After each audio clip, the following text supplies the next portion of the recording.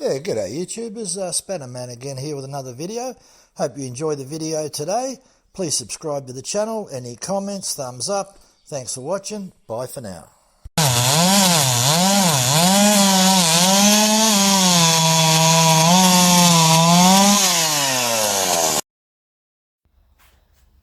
Yeah, g'day YouTubers, Spannerman again here with another video. Today we're going to talk about Raker gauges, which one you should be using and why, so we can go over some of the ones that you can see. I guess you could say, some people might say, how many Raker gauges do you need? I'm the king of Raker gauges maybe. Nah, look, I've just sort of collected a few. This collection here is not, it's about 5 years worth, so... Anyway, the ones that I like best are the still ones, as you can see here. There's 5 in the series for all the different chains that are out there. They start off from FL1, FL2, FL3, FL4 and FL5.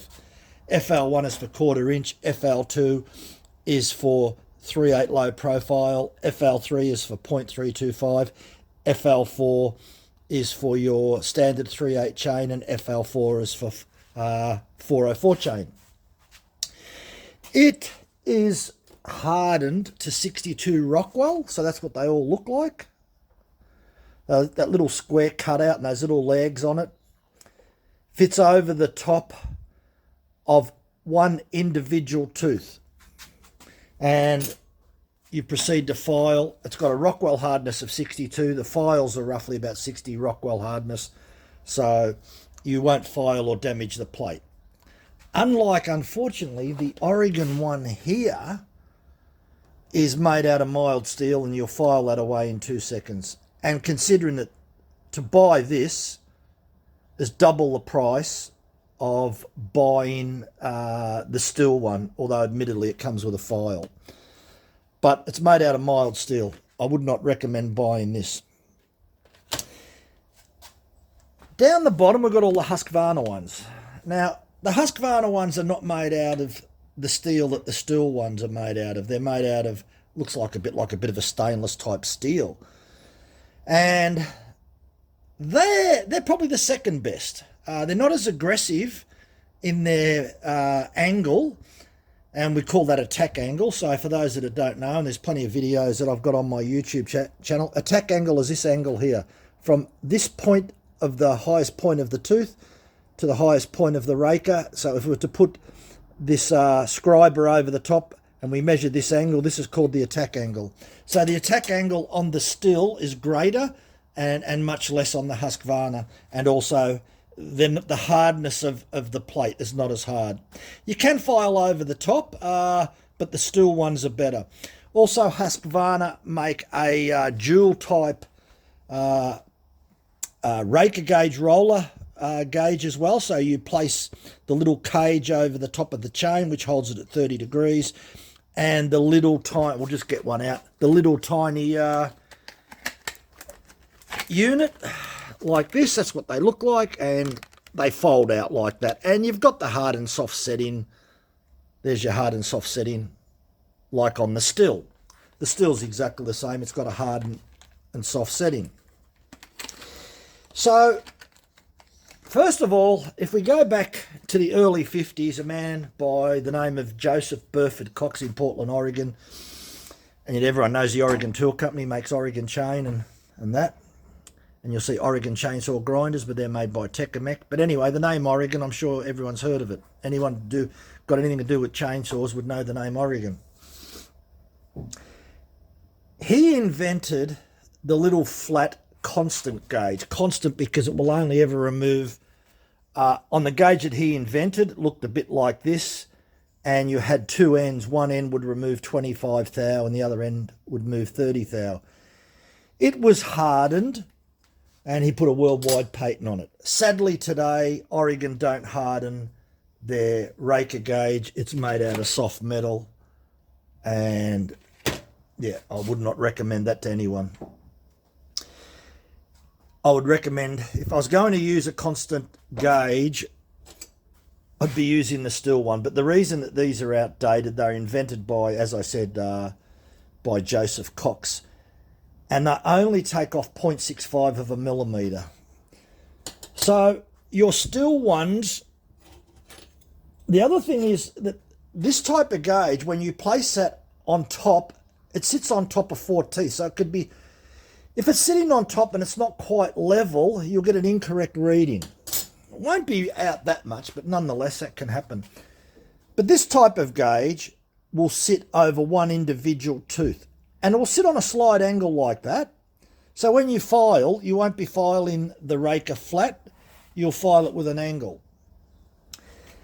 62 Rockwell is extremely hard.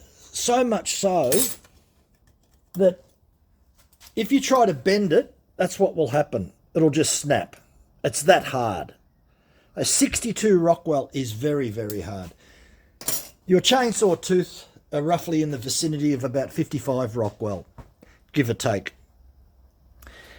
So it brings us back to our depth gauges.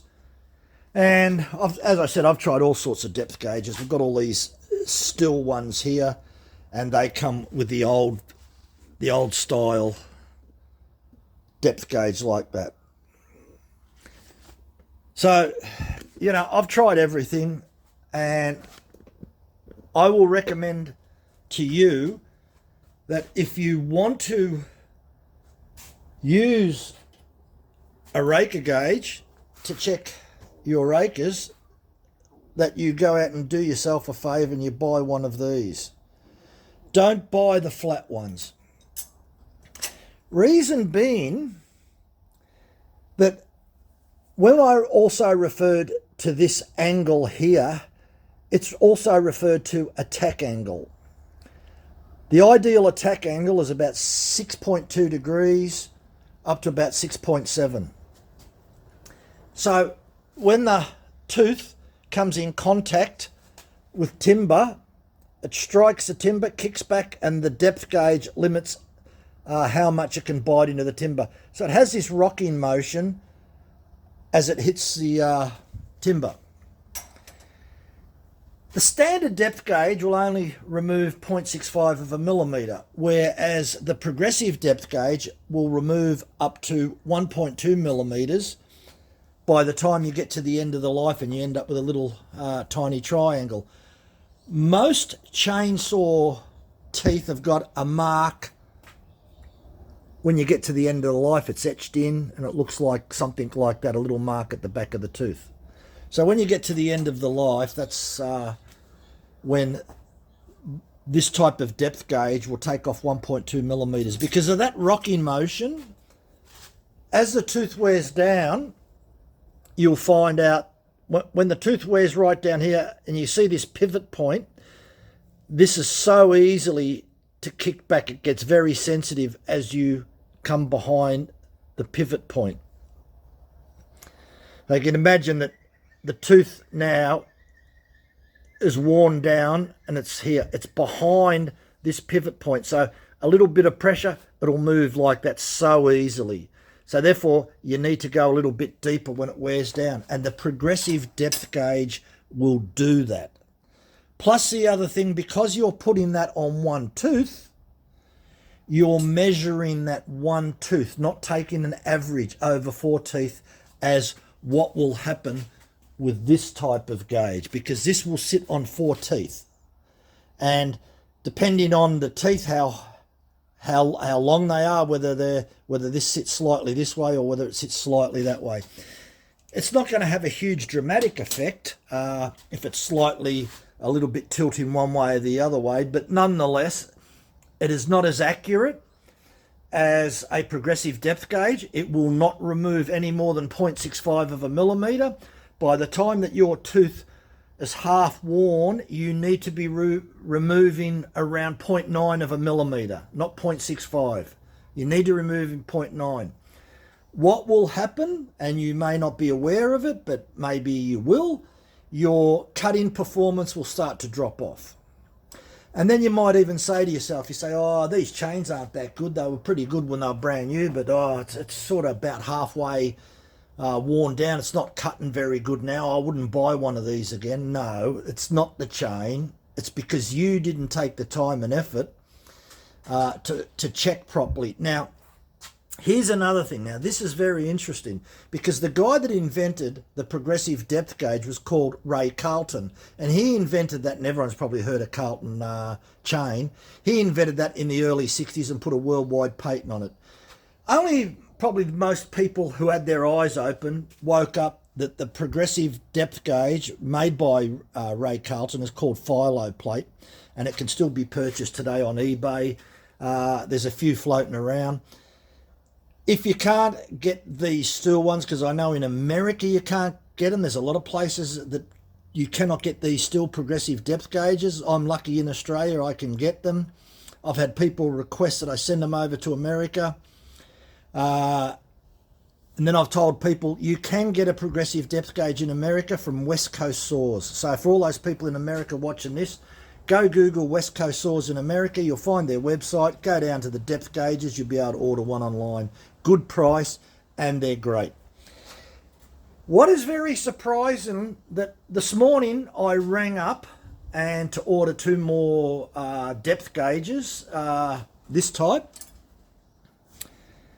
I just wanted to have a couple on spare just in case they start to get hard in Australia in the future. They've only been out in Australia probably for over 12 years or so. They were never ever highly promoted by Stihl. Don't know why, got no idea why. Anyway, so I rang up my local Stihl dealer and they know who I am. And I said to them, look, I want to order another 2 FL gauges, FL2 and FL4. So FL2 is 3/8 low profile, FL4 is standard 3/8.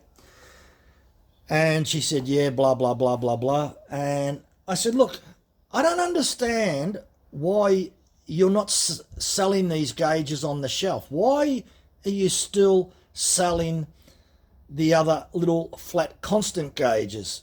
And of course, she couldn't even answer me. And she said, you're the only person that orders these gauges. And we sell about 18 of these gauges every week. And she's saying, so she's trying to have an argument with me. And she's saying, so you're telling me these other gauges are better? And I go, well, obviously you don't use a chainsaw. Or if you do, you really don't know. I said, do your research. And that's what I say to everyone when it comes to chainsaws. If you don't believe what I'm saying, go do your research. Look into the subject. Go download. There's a great PDF circulating around there, people. Do yourself a favour, get on the internet, Google Carlton, the complete book. It'll lead you to a website and you can download about a 70-page PDF file that talks all about this stuff that I'm talking about. It is fantastic reading. And I guess what happens, if things aren't promoted, people just go out and to their local chainsaw shop. They look on the wall, or they might say, oh, look, I need a Raker gauge. And the shop will just give them the standard constant Raker gauge. The person behind there probably doesn't even know about the progressive ones like this. So why was it that Stihl doesn't promote that? Look, I've got no idea why. It was back in the days, in the 70s, when we used to have VHS and Beta. VHS tapes were heavily promoted when actually Beta was used in the industry and was an industry standard. All the TV stations were using Beta, and VHS come out and it was just publicised better, so everyone just went out and brought VHS tapes rather than Beta. And I guess the thing is, if Stihl heavily promoted this gauge, it would sell a lot better. Now, Husqvarna do not sell that flat gauge. They only sell this type of gauge or that type of gauge. So Husqvarna are more switched on than what Stihl are as far as the depth gauges. So I can't emphasize that enough, that you could be the world's best hand filer or grinder. Your teeth are razor sharp, but if you do not set the depth of the rakers, then don't expect your chainsaw to cut through timber. When I cut through timber, most people look at me and go, Jesus Christ, what sort of saw is that? And I go, it's not the saw, mate. You can give me an MS-170, I can show you magic with that. It's all about the chain, how sharp it is, and the depth. That you've got all those depth rakers all balanced, left and right. So they're all cut in, all the cutters are cutting the same amount of timber left and right, and it eats through the timber. That's the way that you have your chainsaw. So look, I know I've been rambling on a bit about this, but I can't emphasize it enough, because if I can ram it down your throat about going out and buying yourself one of these, I'll guarantee that you will thank me for it. It opened my eyes. I was using the old gauge for many, many years, and it wasn't until somebody opened my eyes, and at first I just ignored it, but then I thought, oh, I'll go buy one. It's only $10 or something. I thought, wow, these actually do work quite good. So, look, do yourself a favour. Go down to your local steel dealer. Hopefully they can get one for you. If that fails, you can always get yourself the Husqvarna ones. Or if you want to get on eBay, or you can go West Coast Saws in America. You can get them to send them anywhere around the world. And you'll have a much better experience, I'll guarantee you, that if you use a progressive depth gauge. And talking about depth gauges, there are people out there that don't even use them. They just sharpen their chainsaw until their chainsaw doesn't cut anymore, and they go buy a new chain. And these people, they're like horses with blinkers. And I was out in the woods cutting timber, and a bloke turned up beside me, got his chainsaw out, and I don't know, we were chainsawing away. And I'd stopped, and he stopped, and he come over, and he just said, "G'day, mate, how you going, blah, blah, blah." And I don't know, one thing led to another, and we're talking about bloody chainsaws and sharpening and rakers. And he said, "Oh, I don't use a raker gauge." And I said, "What?" And anyway, so I said, "Hang on, wait a minute. You want me to show you something?" So I always carry a raker gauge, one of these, in my toolkit when I go out chainsawing. I have a box, and I've got spare chains and everything else, oil, you name it, everything's in the box.